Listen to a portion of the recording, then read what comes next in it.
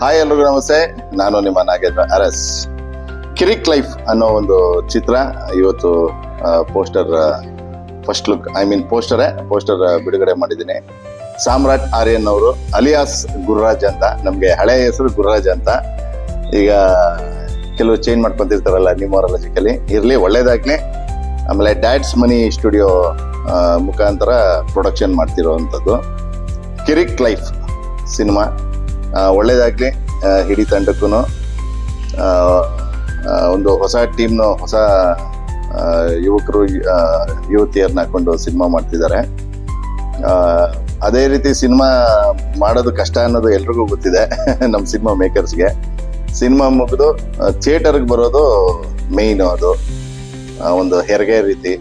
ಹಾಗಾಗಿ ಸಿನಿಮಾ ಅದೇ ರೀತಿ ಅಚ್ಚುಕಟ್ಟಾಗೆ ಪ್ರಮೋಷನ್ ಮಾಡಿ ರಿಲೀಸ್ ಮಾಡಿ ಅಂತ ಕೇಳ್ಕೊತೀನಿ. ಕನ್ನಡ ಜನತೆ ಯಾವತ್ತೂ ಒಳ್ಳೆ ಚಿತ್ರಕ್ಕೆ ಕೈ ಬಿಡೋದಿಲ್ಲ, ಅದನ್ನ ಕೈ ಹಿಡಿದು ಆ ಸಿನಿಮಾನ ಎತ್ತುತ್ತೆ.